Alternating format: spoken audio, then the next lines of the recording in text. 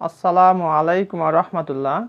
Dear learners, how are you? I hope you are well. Alhamdulillah, I am also well.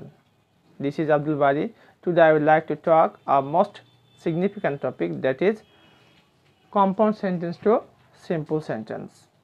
And I will discuss 9 rules which are so much important for your learning. And I hope that you will stay with me and enjoy the class. Let's get started.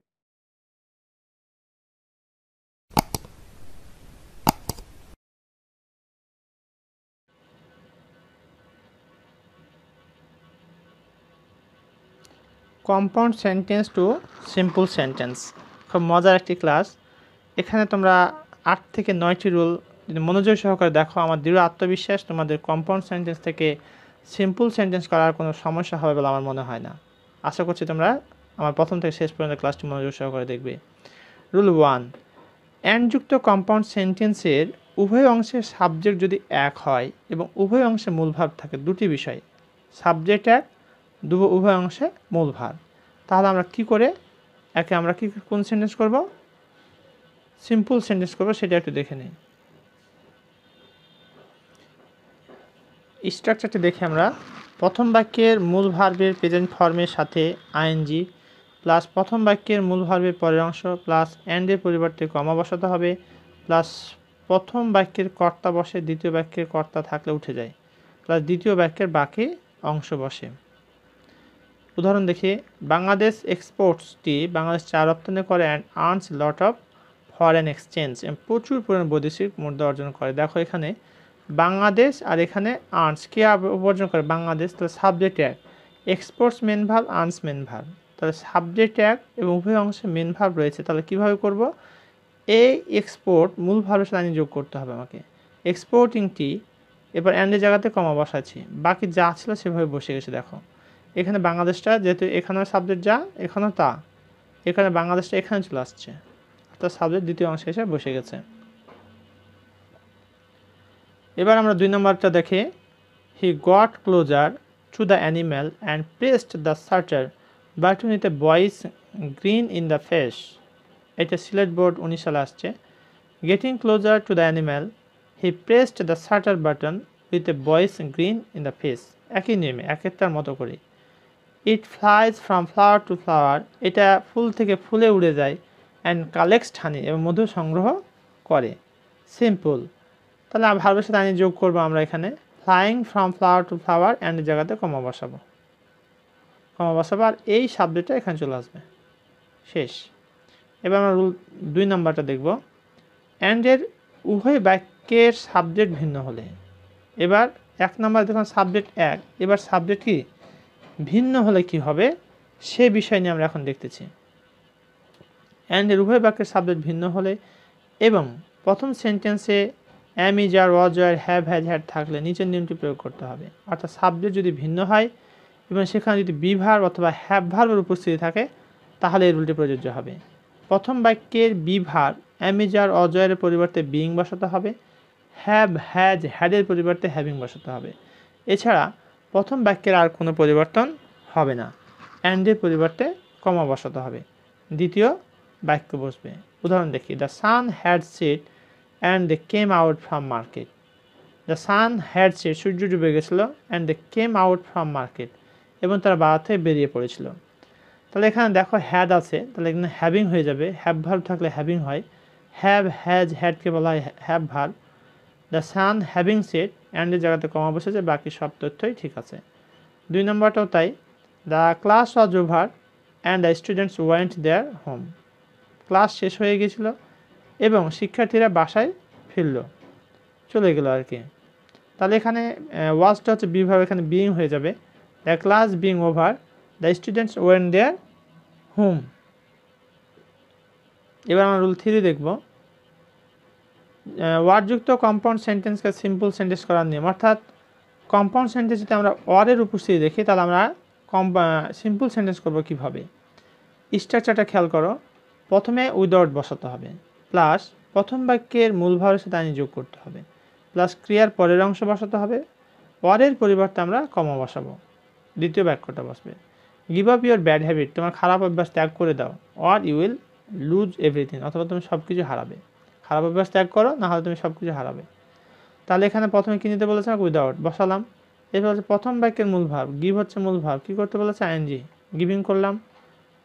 আর ওয়ারের পরিবর্তে কী বসছে, কমা, এই ওয়ারের জায়গাতে কমা। তাহলে দেখো এখানে কী করছি, giving up, without giving up your bad habit you will lose everything. Rule 4 নিয়ে এখন দেখি আমরা। অ্যান্ডের উভয় অংশে সাবজেক্ট এক হলে, অ্যান্ডের উভয় অংশে যদি সাবজেক্ট এক হয় এবং প্রথম সেন্টেন্স দ্বারা যখন কারণ বোঝায়, অর্থাৎ অ্যান্ডের উভয় অংশে সাবজেক্ট রয়েছে এবং প্রথমটা যদি কারণ বোঝায়, তাহলে দ্বিতীয় এই নিয়মটি ফলো করতে হবে। প্রথমে বিকজ অফ বসাতে হবে, কারণের কারণে। প্রথম সেন্টেন্সের সাবজেক্টের positive form, be verb am is are অজয়ের পরিবর্তে বিইং বসাতে হবে। হ্যাভ হ্যাজ হ্যাডের পরিবর্তে হ্যাভিং বসাতে হবে। মূল ক্রিয়ার সাথে আইএনজি যোগ করতে হবে। প্রথম সেন্টেন্সের বাকি অংশ প্লাস অ্যান্ডের পরিবর্তে কমা বসে, তাহলে বি ভার্বের পরিবর্তে বিইং, হ্যাভ ভার্বের পরিবর্তে হ্যাভিং, প্রথমে বসে বিকজ অফ আর সাবজেক্টের পজিটিভ ফর্ম, আর কমার জায়গাতে অ্যান্ডের জায়গাতে কমা বসাতে হবে। শেষ। She was weak and she could not speak, সে ছিল দুর্বল এবং কথা বলতে পারেনি। দেখো অ্যান্ডের উভয় অংশ সাবজেক্ট এক হয়, এখানে দেখো এখানেও সি এখানে সি, সাবজেক্ট এক। এবং প্রথম সেন্টেন্স দ্বারা যখন কারণ বোঝায়, অবশ্যই কারণ বোঝাচ্ছে।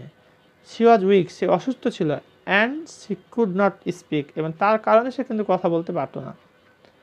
তাহলে বিকজ অফ, এই স্ট্রাকচার দেখো, বিকজ অফ, তারপরে কি বলছে, সাবজেক্টের পজিটিভ ফর্ম, সি এর positive form her, because of her, be verb, অসটা হচ্ছে কি বি ভার্ব, এর পরিবর্তে কি হবে, being, because of her being weak, অ্যান্ডের জায়গাতে কমা, বাকি যা আছে বসে গেল। তাহলে 2 নম্বরটাও তাই। দে হ্যাভ মেনি ব্রাদার্স, তাদের অনেক ভাই আছে, and they earn a lot of money, দেখো তাদের অনেক ভাই আছে এবং তারা প্রচুর টাকা কামাই করে। তার মানে কি, ভাই থাকার কারণে তারা আয় করতে পারে। এই কারণে বিকজ অফ, দেয়ার পজিটিভ হচ্ছে দেয়ার, হ্যাভ ভার্বের পরিবর্তে হচ্ছে হ্যাভিং, হ্যাভ হ্যাজ হ্যাড, এগুলোকে বলা হয় হ্যাভ ভার্ব, এবং হ্যাভ ভার্বের পরিবর্তে হবে having. Because of they are having many brothers they earn a lot of money. এবার আমরা রুল 5 নম্বরটা রুল দেখবো এবার। বাট অথবা এড যুক্ত কম্পাউন্ড সেন্টেন্সকে কীভাবে সিম্পল সেন্টেন্স করা যায় সেটি নিয়ে এখন আমরা দেখব। প্রথমে ইনস্পাইট অফ বা ডিসপাইট, খেয়াল রাখতে হবে ইনস্পাইট অফ হলে কখনোই ডিসপাইট অফ হবে না, ডিসপাইট শুধু হবে। প্লাস প্রথম সেন্টেন্সের সাবজেক্ট, প্রথম সেন্টেন্সের সাবজেক্টের positive form, plus am is are was এর পরিবর্তে বিইং, বা হ্যাভ হ্যাজ হ্যাডের পরিবর্তে হ্যাভিং বসে, বা প্রথম বাক্যের মূল ক্রিয়ার সাথে আইন যোগ করতে হয়, প্লাস বাটের পরিবর্তে কমা বসে, দ্বিতীয় বাক্য বসে। উদাহরণ দেখো, সি ইজ স্মল, সে ছোট, but she can recite the Quran, কিন্তু সে কোরআন আবৃত্তি করতে পারে। In spite of her being small, কী করা হয়েছে এখানে, প্রথম ইনস্পাইট অফ নিয়েছি, সাবজেক্টের পজিটিভ ফর্ম হার করা হয়েছে। দেখো প্রথম সেন্টেন্সের সাবজেক্টের positive form,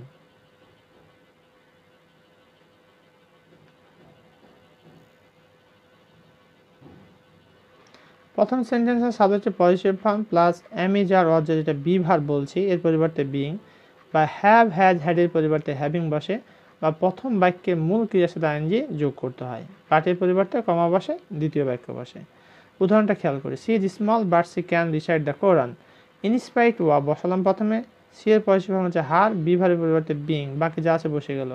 in spite of her being small and বাকির জায়গাতে comma, she can recite the কোরআন।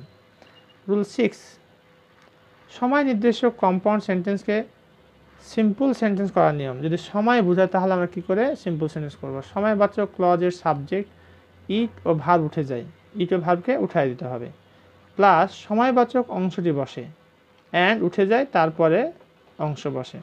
দেখো ইট ওয়াজ 5 years ago, এটা ছিল 5 বছর পূর্বে, and I was living in Rajshahi, এবং আমি রাজশাহীতে বসবাস করতেছিলাম।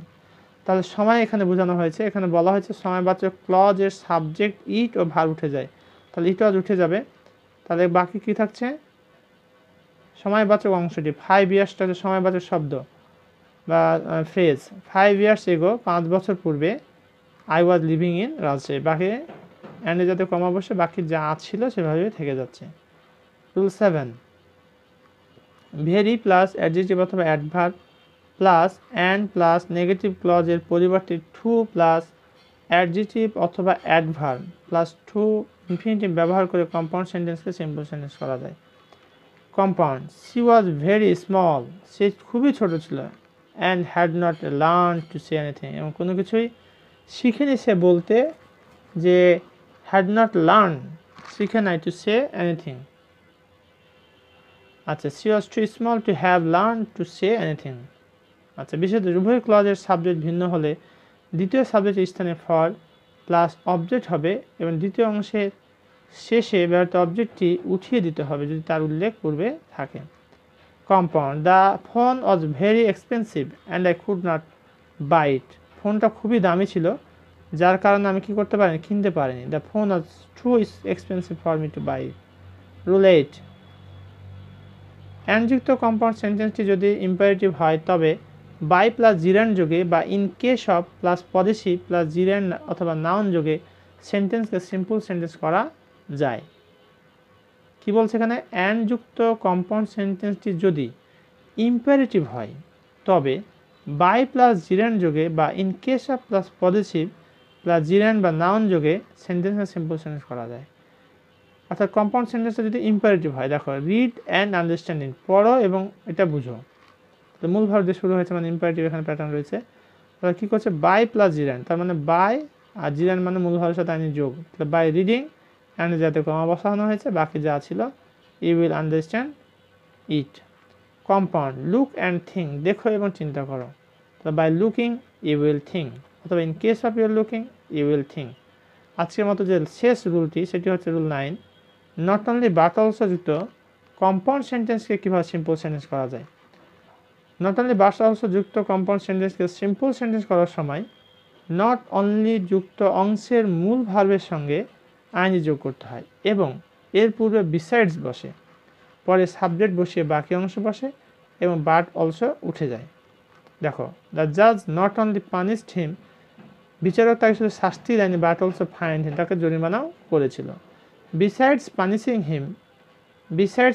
হিম কি বলেছে এখানে, পুরো বিসাইডস বসে, নট অনলি যুক্ত অংশের মূল ভার্বের সাথে যোগ, তাহলে এখানে দেখো নট অনলি যেটা আছে তার মূল ভার্ব হচ্ছে পানিশড, তার সাথে কী করেছে, যোগ করেছে, এবং এর পূর্বে বিসাইডস, তার মানে আইনযুক্ত ভার্বের পূর্বে বিসাইডস মানে অধিকন্তু, বিসাইডস পানিশিং হিম দ্য জাজ অলসো ফাইন্ড হিম। এতক্ষণ পর্যন্ত আমরা গুরুত্বপূর্ণ 9টি রুল দেখলাম যেখানে কম্পাউন্ড থেকে কিভাবে সিম্পল সেন্টেন্স করা যায়। প্রিয় শিক্ষার্থী ভাই বোন, তোমরা যদি এই 9টি রুলকে ভালো করে প্র্যাকটিস করো, এক্সারসাইজ করো, আমার দৃঢ় আত্মবিশ্বাস তোমাদের কম্পাউন্ড সেন্টেন্স থেকে সিম্পল সেন্টেন্স করার জন্য কোনো প্রকার ঝামেলা হবে না, তোমরা অনায়াসে সহজেই করতে পারবে। এই কারণে তোমাদের একটু প্র্যাকটিস করতে হবে, বাসায় একটু প্র্যাকটিস করো। আসলে কি জানো, তোমরা যদি প্র্যাকটিস না করো, চর্চা না করো, তাহলে কিন্তু বেশি দিন স্মরণ থাকবে না। এই কারণে বেশি বেশি তোমাদেরকে পড়াশোনা করতে হবে, পড়াশোনার কোনো বিকল্প হয়ে নাই। If you want to do better, you have to study a lot, but you have to study logically, technically by following some methods which are needed to improve your position. ততক্ষণ পর্যন্ত আমার এই ভিডিওটি দেখার জন্য, আমার সাথে থাকার জন্য তোমাদেরকে অসংখ্য ধন্যবাদ। আশা করি তোমরা আমার পরবর্তী ভিডিওগুলোতেও আমার সাথে থাকবে। আর পরবর্তী ভিডিওগুলোর নোটিফিকেশন পাওয়ার জন্য তোমাদের যে কাজটি করতে হবে, প্রথমে সাবস্ক্রাইব বাটনটি ক্লিক করতে হবে এবং বেল আইকন বাটনটি প্রেস করে দিতে হবে। তাহলে আমি যতগুলো ভিডিও তোমাদের আমি আমার চ্যানেলে আপলোড করার সাথে সাথে তোমাদের নোটিফিকেশান চলে যাবে এবং তোমরা ঘরে বসে সেই ক্লাসগুলি উপভোগ করতে পারবে। আর ক্লাসটি যদি ভালো লাগে তাহলে শেয়ার করতে ভুলবে না। ধন্যবাদ সবাইকে। আসসালামু আলাইকুম ওয়া রাহমাতুল্লাহ।